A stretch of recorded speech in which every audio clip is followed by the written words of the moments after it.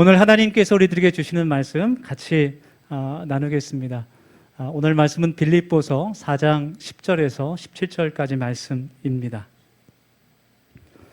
한 절씩 교독하면서 읽고 마지막 절은 함께 봉독하겠습니다. 제가 먼저 10절 말씀을 읽겠습니다. 내가 주 안에서 크게 기뻐함은 너희가 나를 생각하던 것이 이제 다시 싹이 남이니 너희가 또한 이를 위하여 생각은 하였으나 기회가 없었느니라.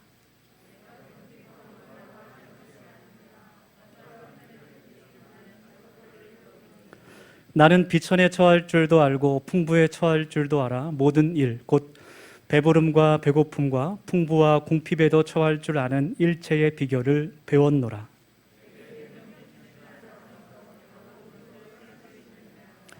그러나 너희가 내 괴로움에 함께 참여하였으니 잘하였도다.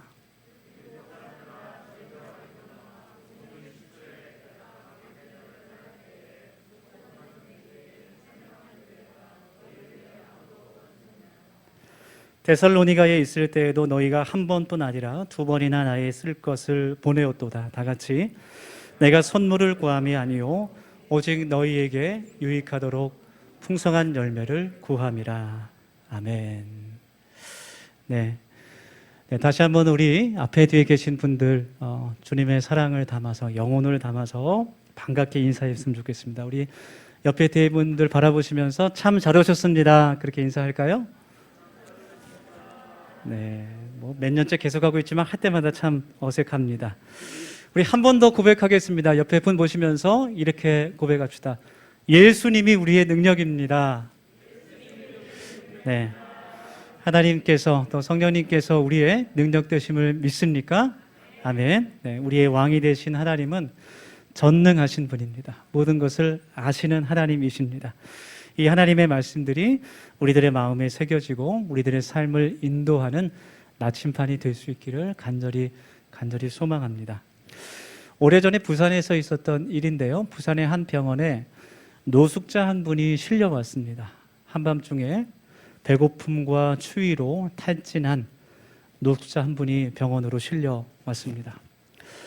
응급처치를 취하면서 이제 그분을 진료하고 치료해야 되는데 그분의 가슴에 분홍색으로 싼 보자기 한 보따리가 들려 있는 거예요. 이제 좀 처치를 해야 되니까 짐을 잠깐 내려놓으라고 이야기해도 웬일인지 그 보따리를 절대로 손에서 놓지 않습니다. 가슴에 꼭 껴안고 진료에 방해가 되는데도 그것을 생명처럼 놓지 않았습니다. 그래서 병원에 있는 분들이 과연 그 속에 뭐가 들어있을까 궁금해서 물어봐도 대답을 하지 않는 거예요. 뭐가 잔뜩 들어있는 것 같긴 한데 아무리 물어봐도 대답을 하지 않습니다. 그분이 연고자가 없었기 때문에 한 사회복지사가 자신의 아버지처럼 그분을 돌보아주고 병원에서 치료를 받을 수 있게 해줬어요. 그래서인지 그 사회복지사에게 마음문이 조금 열리신 것 같아요. 그래서 그분에게 이 보따리에 있는 게 이 안에 있는 게 뭔지 보여줄까? 그런 말을 하신 거예요. 그 사회복지사도 너무 궁금했죠. 과연 그 속에 뭐가 들어있었을까? 그래서 그 안을 풀러보니까 빳빳한 종이봉투 30개가 들어 있습니다. 그 종이봉투 안에 뭐가 들어있었을까요? 사진? 아닙니다. 믿음이 좋으세요. 빳빳한 신권 10,000원짜리가 한 봉투 안에 100개씩 들어가 있는 거예요. 30개니까 거의 한 3,000만 원 정도 되는 현찰이 그 속에 들어가 있었어요. 아마 그분이 주민등록번호가 말소가 돼서 은행에서 통장을 만들 수 없었던 것 같아요. 그래서 조금이라도 뭐 폐유지를 줍든지 어떤 일거리가 있을 때마다 조금이라도 돈이 모이면 은행에 가서 신권으로 바꿔서 그 봉투에 보관을 해서 가져다녔던 겁니다. 그래서 그 기사를 이제 읽으면서 오래전의 일이지만 거의 한 20년 전의 일이지만 20년 전에 한 3,000만 원이니까 지금보다도 가치가 훨씬 더 높겠죠. 그분은 따뜻한 뭐 월세집이라도 뭐 지하 전세라도 구해서 더 이상 길바닥이 아닌 따뜻한 곳에서 잠을 잘 수 있었고, 따뜻한 물로 몸을 씻을 수 있었고, 또 누구한테 구걸하지 않아도 맛있는 음식을 배불리 먹을 수 있는 그런 분이었는데도, 그런 능력을 갖고 있는 분인데도 그러한 삶을 살았다는 거예요. 어쩌면 그 기사에 나오는 그 노숙인의 이야기가 바로 우리들의 이야기가 될 수도 있습니다. 오늘 예수님은 빌립보서 말씀을 통해서 우리에게 모든 것을 할 수 있다, 그렇게 말씀해 주세요. 우리 안에 있는 이미 하나님께서 주신 예수 그리스도의 이름의 능력으로 우리가 무엇이든 믿음으로 할 수 있다는 것을 우리에게 선포해 주십니다. 가장 큰 능력이라는 제목으로 함께 하나님 말씀 나눌 때, 우리 안에 계신 예수 그리스도, 우리 안에 계신 성령님의 능력으로 세상에서 담대하게 또 승리하며 살아갈 수 있는 우리 모두가 될 수 있기를 간절히 소망합니다. 오늘 성경 본문은 그 사도 바울이 빌립보에 있는 교회에게 보내는 서신입니다. 사도 바울은 지금 빌립보 성도들에게 자신이 처한 상황에 대해서 설명하고 있어요. 사도 바울은 지금 이 빌립보서 말씀을 기록하면서 로마의 감옥 안에 있습니다. 그리고 로마의 황제 그 판결을 기다리고 있는 상황 가운데 있습니다. 이 상황 가운데 자신의 쓸 것을 보내주고 있는, 선교 헌금을 보내주고 있는 빌립보 교회에게 감사와 하나님의 위로를 전하면서 자신의 상황을 이야기하고 있는 겁니다. 그래서 오늘 본문 말씀을 보면 사도 바울이 바울 사도가 제2차 선교 여행을 하게 됐을 때 그의 안에 선교의 그 계획들이 다 담겨져 있었어요. 이미 그 로드맵이 다 머릿속에 있었는데 성령님께서 환상을 통해서 바울 사도를 마게도냐 지방으로 가게 하세요. 이미 그에게는 계획들이 있었고 또 1차 선교 여행에서 세워진 그 교회들을 방문할 그런 목적들도 있었지만 하나님 말씀에 순종해서 마게도냐 지방으로 건너가게 됩니다. 여러분, 우리들의 삶에 이러한 순종이 있을 수 있기를 원합니다. 우리들의 생각과 계획이 있지만 하나님의 뜻에 어떻게 세상의 눈으로 볼 때는 바보처럼 보일 수 있어도 하나님의 뜻에 그 목적에 순종하며 따라갈 수 있는 우리들의 삶의 한 걸음 한 걸음 되기를 소망합니다. 그게 그리스도인인 것 같아요. 하나님을 믿는다고 하면서도 내가 지금 걸어가고 있는 이 발걸음이, 내가 선택하고 있는 이 길이 하나님께서 기뻐하시는 것인지, 하나님께서 원하시지 않는 것인지 만약에 고민조차 하지 않는다면, 기도조차 하지 않는다면 그 사람은 성도가 아닌 것이죠. 그리스도인이 아닙니다. 다시 본문으로 돌아가서 바울 사도가 마게도나로 선교를 갔을 때 그를 후원했던 유일한 교회가 바로 빌립보 교회였어요. 그가 또 데살로니가 지역에서 교회를 세울 때 빌립보 교회가 마음과 뜻을 모아서 사도 바울에게 한 번, 두 번 선교 헌금을 보내게 됩니다. 성경에 나온 한두 번이란 말은 정말 1회, 2회를 의미하는 것이 아니고 여러 번 보냈다는 그런 의미가 있어요. 그리고 지금 그의 마지막이 가까운 로마의 그 감옥 안에서도 여전히 빌립보 교회는 그들의 마음을 담아 사도 바울에 필요한 것을 채워주고 있습니다. 그 사랑과 도움을 받으면서 바울 사도가 자신의 신앙을 그들에게 고백하고 있는 거예요. 13절의 말씀입니다. 내게 능력 주시는 자 안에서 내가 모든 것을 할 수 있느니라. 아멘. 그래서 우리가 이 말씀에 담긴 의미를 같이 나누기를 원합니다. 바울은 고백할 때 내가 가난할 줄도 알고 풍요로울 줄도 안다, 그렇게 말해요. 그의 선교 상황 가운데 얼마나 많은 어려움을 그가 겪었습니까? 정말 재정적으로도 풍요로울 때가 있었지만 어떨 때는 너무나 힘들어서 그가 텐트 치는 일을 하면서 또 수리하는 일을 하면서 자비랑으로 선교를 하기도 했습니다. 여러 위협과 고난을 겪기도 했고 정말 겪어보지 않은 일이 없을 정도로 흔히 하는 말로 산전수전을 다 겪었던 그런 사도 바울이 스스로 고백하기를 내가 어떠한 형편이든지 내가 자족하기를, 스스로 만족하는 것을 배웠다, 그렇게 고백합니다. 자족한다는 것은, 스스로 만족한다는 것은 어떤 상황에서도 하나님에 대한 그 신뢰와 믿음을, 그 기대를 포기하지 않고 하나님께 감사한다는 그런 의미가 있어요. 우리에게 기쁜 일이 있을 때, 감사한 일이 있을 때 기뻐하고 감사할 수 있음은 감사할 수 있는 것은 누구나 할 수 있는 일이에요. 하나님을 믿지 않는 사람들도 그렇게 할 수 있습니다. 그러나 어떤 상황에서도 우리가 고백한 그 찬양처럼 어떤 상황에서도 하나님을 예배하고 하나님을 향한 신뢰와 그 감사와 믿음을 포기하지 않는 것, 그것이 자족한다는 그런 의미입니다. 그래서 성경은 우리에게 범사에 감사하라 그렇게 말씀하고 있고, 고난 중에도 기뻐하라 우리에게 말씀하십니다. 그리고 그 믿음이 하나님을 믿는 성도들의 능력이라는 것입니다. 여러분, 바울은 지금 그 자족을 말하면서 감사할 수 있는 상황이 전혀 아닙니다. 로마의 감옥 안에서 춥고 배고픈 그런 환경 가운데 있어요. 그 상황 가운데 이 편지를 기록하고 있습니다. 여러분, 우리의 삶에 어떤 상황이 온다고 해도 어떤 일을 만나든지 우리의 입에서 감사가 나오기를 원합니다. 그래서 하나님의 때와 그 하나님의 뜻을 기대하며 기대할 수 있는, 또 기도할 수 있는 우리가 되기를 원합니다. 그 능력이 바로 하나님의 능력이라는 것이죠. 사도 바울이 빌립보 교회를 향해서 내가 자족하는 것을 배웠다라고 지금 선포하는 것은 두 가지 이유가 있어요. 첫 번째는 빌립보 교회에서 헌금을 받았지만, 선교 헌금을 받았지만 나는 너희들이 보낸 선교 헌금을 의지하지 않는다라는 의미가 담겨 있어요. 너희들이 나에게 필요한 것들을 보내주고 있지만 내가 그것을 의지해서 살아가거나 그 물질에 구속되거나 매인 사람이 아니다라는 것을 선포하는 겁니다. 여러분, 하나님의 일을 하기 위해서는 돈이 필요합니다. 믿음으로만 할 수 없습니다. 물질이 필요합니다. 그러나 하나님의 일을 하기 위해서 돈만 있어서는 안 되는 것이죠. 돈을 의지하는 순간 하나님께서 일하시지 않습니다.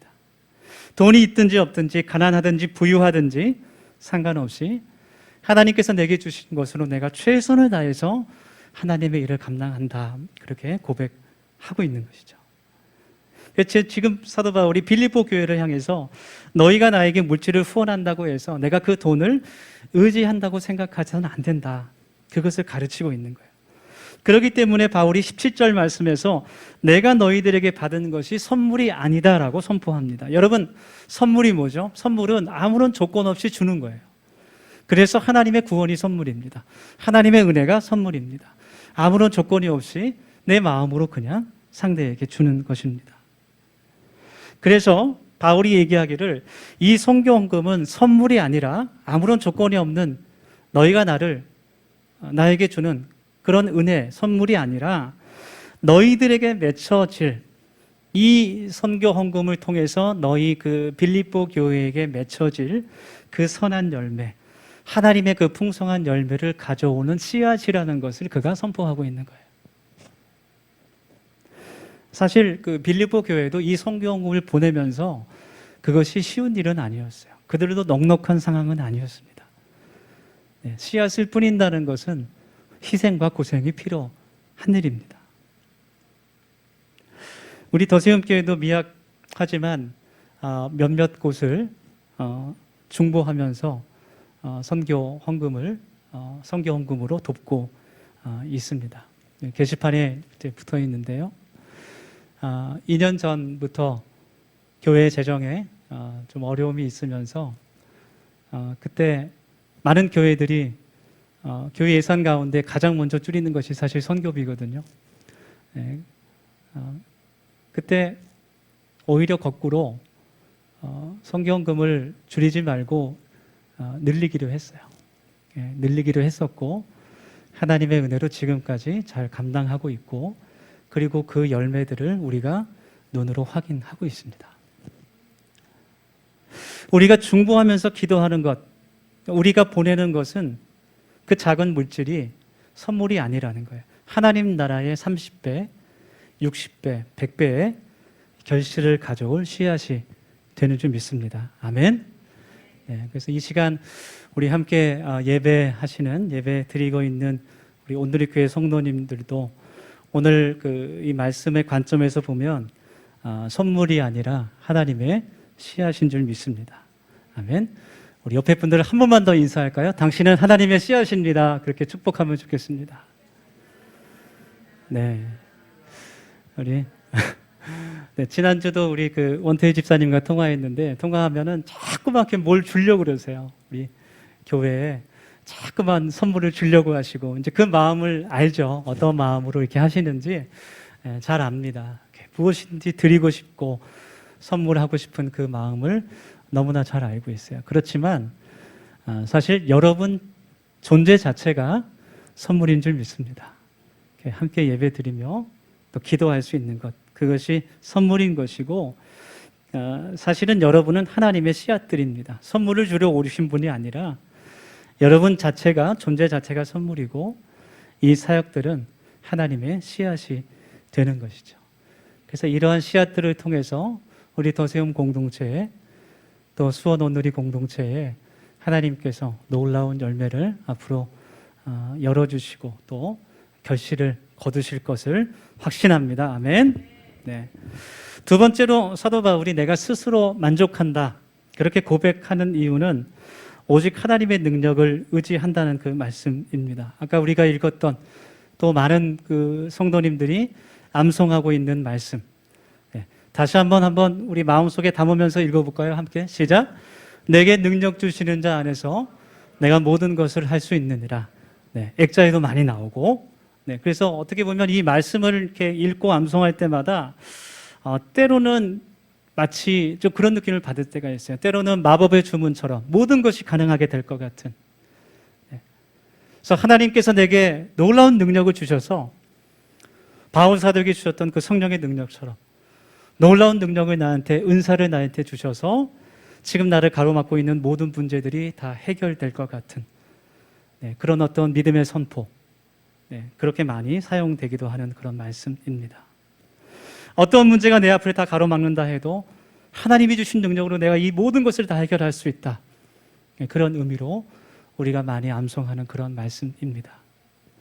그런데 오늘 성경 본문에서 이 말씀의 의미는 이 상황 속에서 하나님께서 나에게 주시는 어떤 능력이나 기적이나 어떤 은사로 내가 하나님의 일을 잘 감당할 수 있고 내 앞의 문제를 다 해결할 수 있다는 그런 뜻이 아니에요. 그런 뜻이 아니라 감옥과 같은 어떠한 절망적인 환경과 상황에서도 나의 힘과 능력과 나의 의지가 되시는 그 하나님을 내가 놓지 않겠습니다 라고 고백하는 그 믿음의 고백인 줄 믿습니다.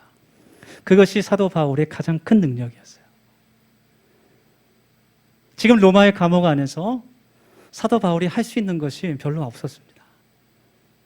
사도 바울이 순교하기 전까지 그를 붙들었던 가장 큰 하나님의 능력은 어떠한 상황에서도 하나님에 대한 그 믿음과 의지를 잃지 않고 끝까지 감사할 수 있는 그 신실한 믿음, 그것이 그를 순교까지 붙들었던 마지막 그의 가장 큰 능력이 되었습니다. 나는 약하지만 주님께서 나를 강하게 하시기 때문에 내가 때로는 아프고 어렵고 지쳐도 내가 때로는 모든 것을 다 내려놓고 포기하고 싶어도 그래도 하나님께서 나를 끝까지 붙드신다는 그 믿음 때문에 그것이 나에게 능력이 되어 내가 주님의 일을 감당할 수 있다. 사도 바울이 그렇게 고백하는 거예요. 우리가 성경에서 확인할 수 있듯이 사도 바울은 이미 하나님의 큰 능력을 너무나 많이 경험했던 사람이에요.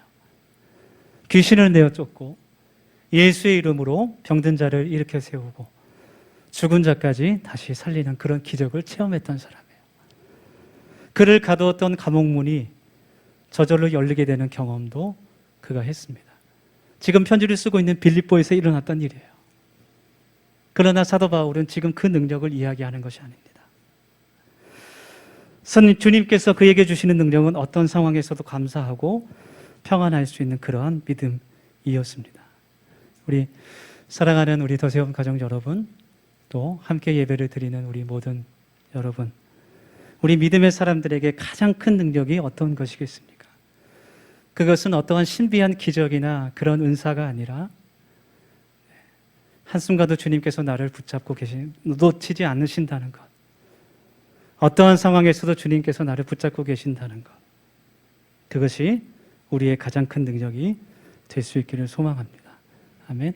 성경에 보면요, 하나님께서 택하신 위대한 신앙의 인물들이 그렇게 뛰어난 사람들이 아니었다는 것을 우리가 깨닫게 돼요. 그렇게 능력이 뛰어난 사람들이 아니었어요. 모세도 그랬고 사도 바울도 그랬고 말을 잘 하지 못했습니다. 언면이 좋지 않았어요.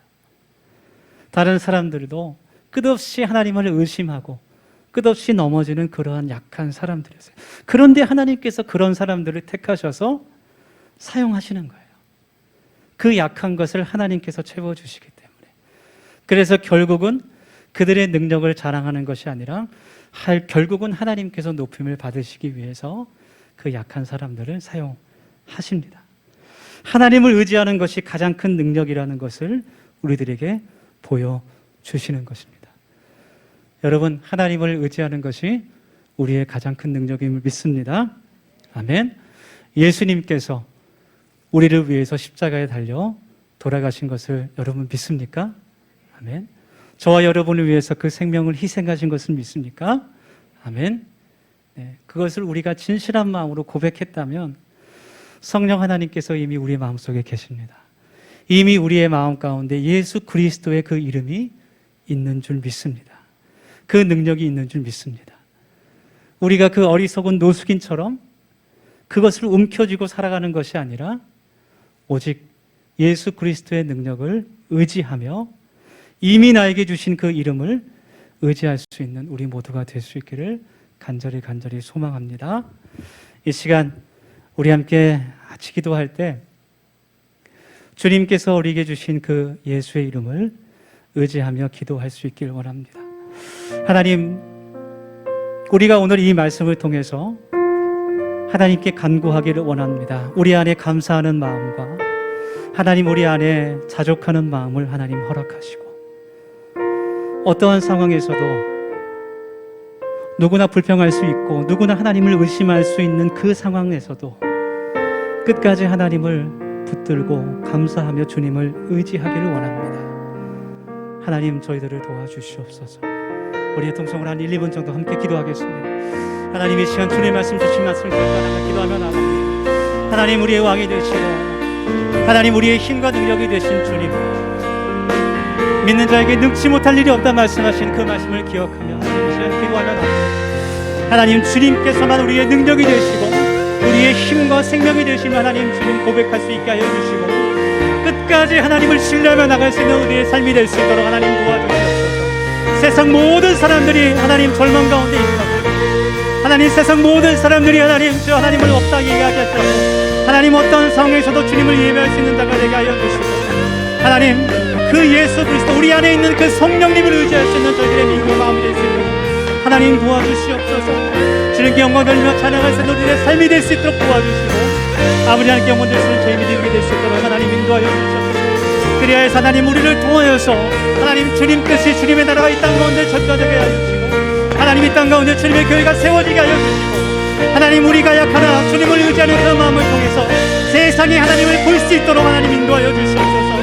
하나님 우리를 통해서 하나님 세상이 주님을 바라볼 수 있도록 인도하여 주시고 하나님 주님의 빛과 수분 되어 살아갈 수 있는 우리 주의 성도들이 될 수 있도록 하시고 하나님 예수의 이름이 우리의 능력이 되게 하시며 하나님 어떤 성에서도 예수 그리스도의 그 이름이 우리의 찬양이 되게 하여 주시옵소서. 주님께 영광 될 수 있는 우리 모두가 될 수 있도록 하나님 인도하여 주시옵소서.